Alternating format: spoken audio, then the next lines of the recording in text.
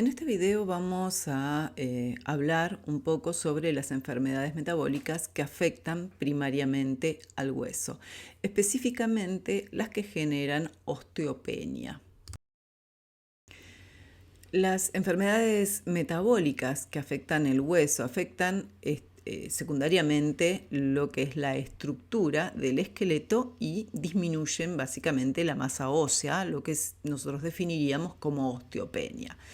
Estas alteraciones pueden estar dadas por diferentes mecanismos. Tal vez podría ser por disminución en la síntesis de hueso, por un aumento en la reabsorción del hueso o por disminución de la mineralización. Estos tres mecanismos también pueden estar combinados. Este grupo de enfermedades metabólicas incluye cuatro enfermedades básicas: la osteoporosis, la osteomalacia, el hiperparatiroidismo primario y la osteodistrofia renal. Comenzaremos por la más frecuente de ellas, que es la osteoporosis.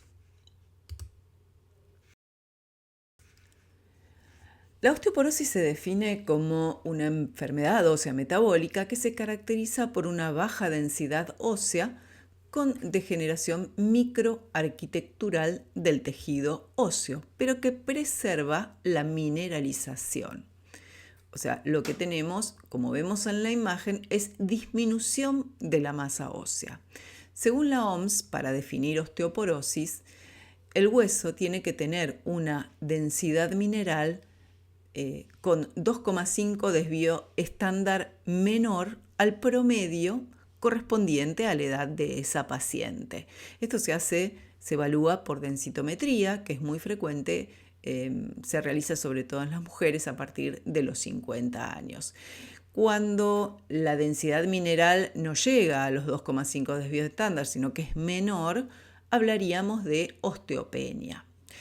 Cuando hay osteoporosis hay un mayor riesgo de fracturas, dado que este hueso es mucho más débil.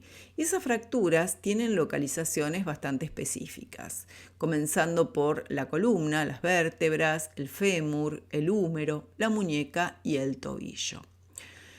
La osteoporosis es mucho más frecuente en el sexo femenino y también en la etapa adulta, ahí también el sexo masculino. ¿Cuáles son las causas de osteoporosis? Las principales causas de osteoporosis van a ser en las mujeres la menopausia, el envejecimiento tanto en mujeres como en hombres, el déficit de vitamina D, el tabaquismo, el hipogonadismo, la vida sedentaria, el bajo índice de masa corporal, el uso de corticosteroides y la raza blanca. El pico de la masa ósea completo como máximo se encuentra entre los 25 y 35 años y a partir de ahí empieza a declinar la cantidad de masa ósea y entre los 50 y 60 años empieza a disminuir en mayor proporción. Cuando podemos clasificar a la osteoporosis también si es primaria o secundaria. Cuando hablamos de osteoporosis primaria, estamos hablando especialmente de lo que es la posmenopáusica, que también llamada tipo 1, o la asociada al envejecimiento, que es la tipo 2. Y cuando hablamos de osteoporosis secundaria, hay diversas causas, muchas de ellas son endocrinas o anomalías genéticas.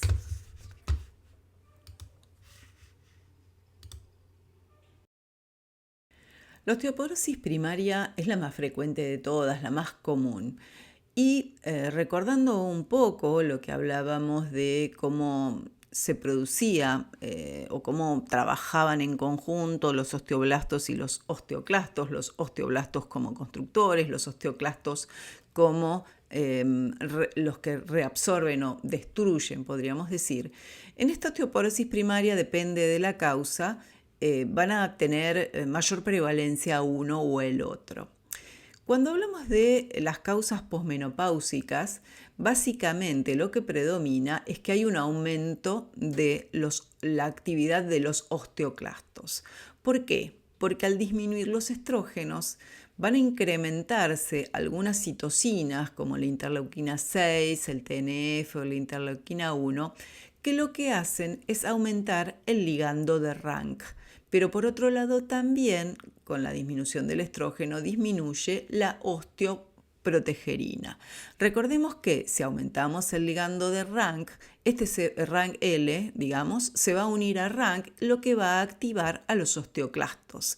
Y esa osteoprotegerina lo que hacía era evitar esta unión. Al no tenerla, esta unión sucede, por lo cual aumenta la actividad básicamente de los osteoclastos que inician una remodelación. A esto se le llama alto recambio. En principio, los osteoblastos tratan de recuperar ese recambio, pero no llegan al mismo nivel. No es que estén alterados, pero no llegan al nivel de destrucción que hay. Por eso hay un balance negativo en cuanto a lo que es la formación de hueso. ¿Qué sucede en el envejecimiento? En el envejecimiento, en realidad, disminuyen las células osteoprogenitoras, de los cuales los osteoblastos o los factores de crecimiento y todas las células van a estar disminuidas. Acá se habla de bajo recambio, porque en realidad está disminuida la construcción, pero también está disminuida la destrucción. El recambio entonces no ocurre. Esto hace que haya menor cantidad de hueso, o sea, no se realiza el remodelamiento habitual por, sobre todo, falta de células y también falta de minerales por la edad en que se encuentran. En el caso del sedentarismo, lo que está pasando acá es una falta de estímulo para la remodelación. Recordemos que el movimiento lo que hacía era activar y llevar señales sobre todo al osteocito, que era el que dirigía y activaba al osteoclasto y al osteoblasto para que hagan la remodelación necesaria en base a las fuerzas. Al no haber remodelación, disminuye también la masa ósea. El otro grupo conformaba las osteoporosis secundarias a distintas circunstancias.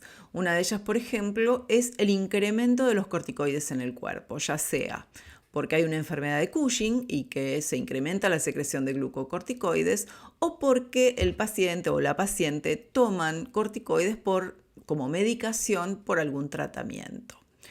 Por otro lado, si hay un déficit de estrógenos, ahora antes de la menopausia, digamos por un hipogonadismo, generarían una osteoporosis más temprana. Tanto el hiperparatiroidismo como el hipertiroidismo son activadores de los osteoclastos, aumentando el recambio. El mieloma múltiple, recordemos que era un tumor de origen linfoide de las células plasmáticas que se originaba y crecía dentro de los huesos, en diferentes huesos, secreta distintas sustancias que lo que activan es la destrucción ósea, generando también osteoporosis. El síndrome de malabsorción, asociado sobre todo a la falta de absorción de los diferentes minerales y vitaminas necesarios para una adecuada formación ósea. Y el alcoholismo, porque sobre todo inhibe los osteoblastos y también inhibe la absorción de calcio. ¿Cómo veríamos el hueso si nosotros hiciéramos una biopsia? O sea, si nosotros hacemos una densitometría, podemos evaluar que la densidad ósea está disminuida. Esa es la forma de diagnóstico en la actualidad, tomando en cuenta esos 2,5 desvíos estándar por debajo de la media para esa mujer en particular, esa edad, ¿no?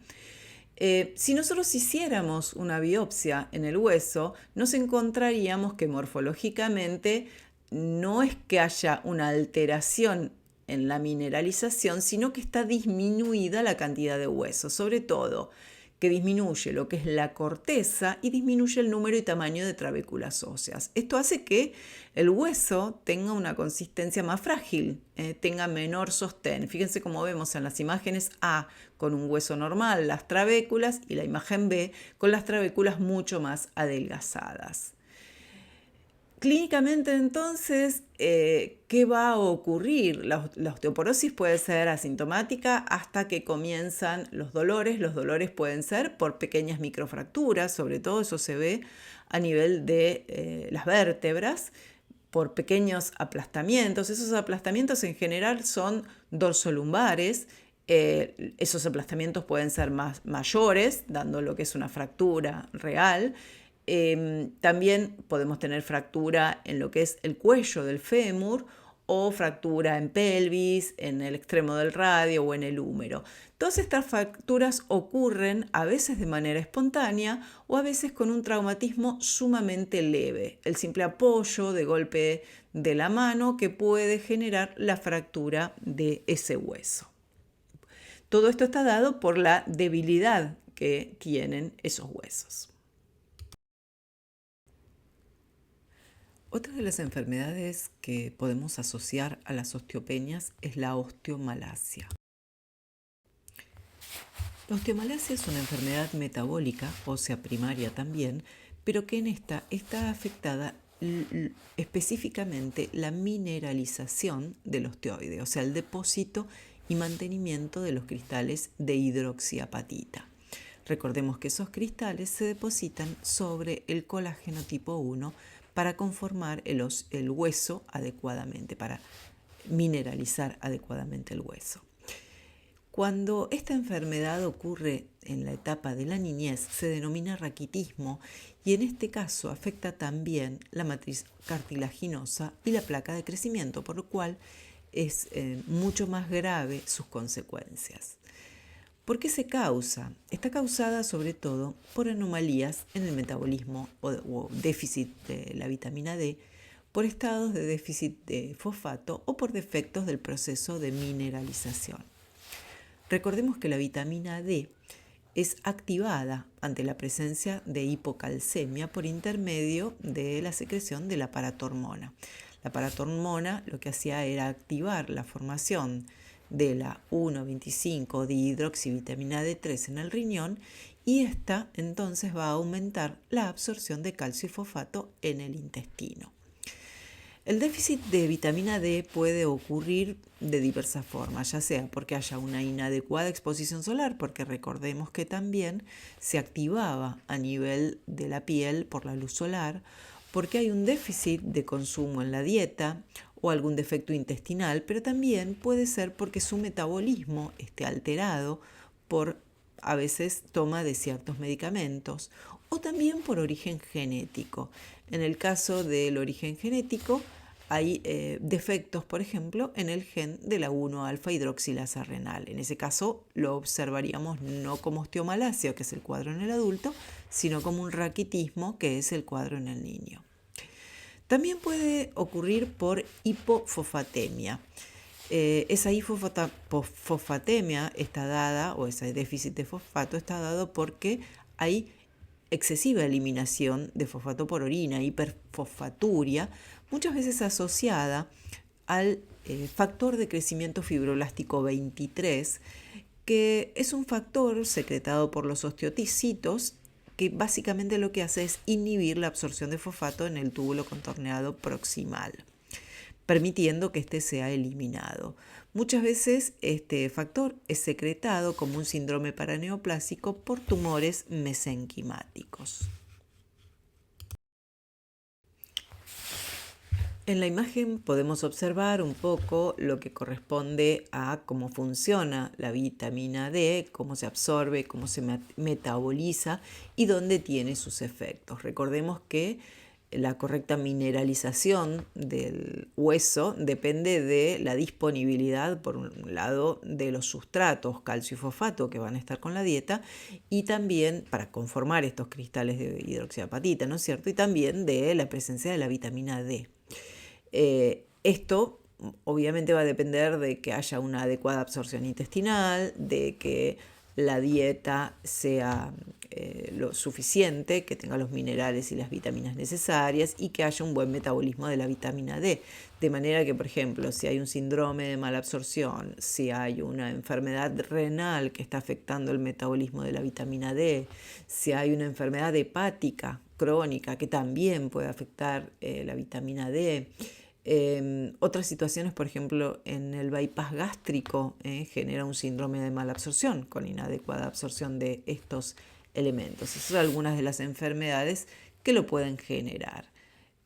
Por supuesto, siempre tenemos la baja exposición solar, que si uno piensa no es excesivamente frecuente, pero por ejemplo pacientes de edad mayor que están internados y que no son sacados a la luz solar pueden tener efectos de la falta de luz solar, o las personas que viven en lugares donde hay poca cantidad de radiación solar también pueden llegar a tener osteomalacia.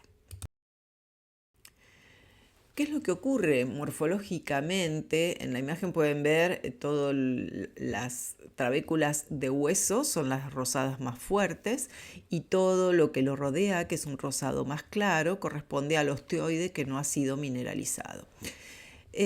Ocurre en etapas esta enfermedad. En un primer estadio hay una respuesta adaptativa.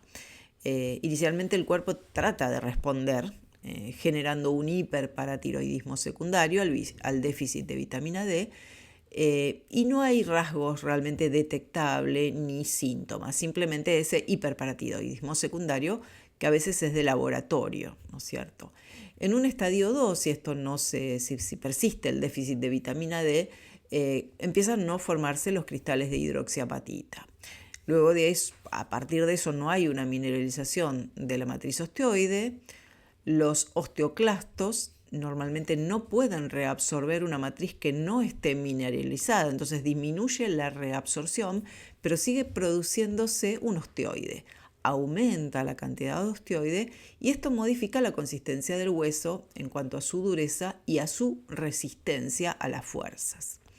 En un estadio 3, cuando esto continúa, no hay mineralización, hay abundante osteoide, el resultado también es que ese hiperparatiroidismo secundario comienza con mayor reabsorción, sobre todo del hueso endocortical, y se adelgaza la corteza de los huesos con riesgo de fracturas.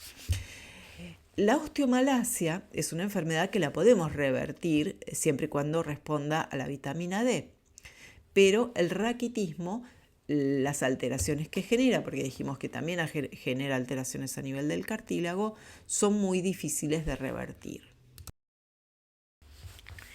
En cuanto a la clínica, genera síntomas muy inespecíficos: debilidad muscular, dolor muscular, cansancio, a veces dolores óseos, a veces simplemente sensibilidad ósea, por ejemplo, al tocar la tibia. En cuanto al raquitismo, genera deformidades, sobre todo en los extremos donde se encuentra el cartílago de crecimiento, por eso se observa como lo que se dice el rosario raquítico, que es en los extremos de las costillas, y que las piernas se deforman, generando como un paréntesis en ambas piernas.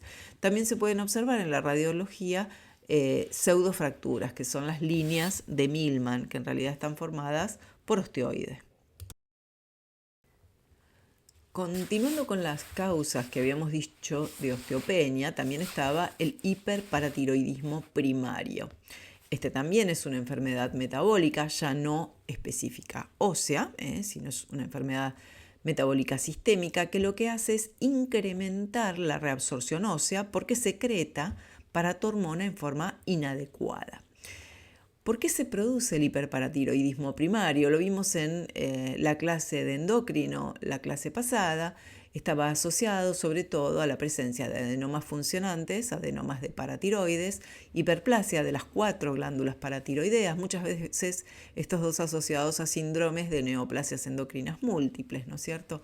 Y también hay situaciones familiares donde hay una alteración genética en el receptor sensor del calcio que se encuentra en el cromosoma 3. Y la otra causa de osteopenia era la osteodistrofia renal. Esta ha sido una enfermedad renal específica, crónica, ya en pacientes que están en estadio de diálisis, que va a consecuentemente, por su alteración en todos los metabolitos, los minerales, va a generar por su hiperparatiroidismo secundario la alteración de la osteopenia. Entonces, básicamente lo que va ocurriendo es que disminuye el filtrado glomerular inicialmente, este retiene fosfatos, hay una hiperfosfatemia que en consecuencia genera una hipocalcemia. Por otro lado, el hecho de que haya daño de los túbulos disminuye la 1-alfa-hidroxilasa necesaria para la transformación de la vitamina D, necesaria para la absorción de calcio y fósforo en el intestino. Entonces ya vamos disminuyendo este acceso a los minerales. La absorción intestinal del calcio disminuye, hay una gran hipocalcemia y se activa la paratormona por esa hipocalcemia, pero la paratormona necesita activar a la 1-alfa-hidroxilasa que está disminuida, con lo cual no cumple su función adecuadamente en cuanto a la activación de la vitamina D. Pero por otro lado, la paratormona activa a los osteoclastos para la resorción ósea. Entonces va lesionando de esa manera el hueso.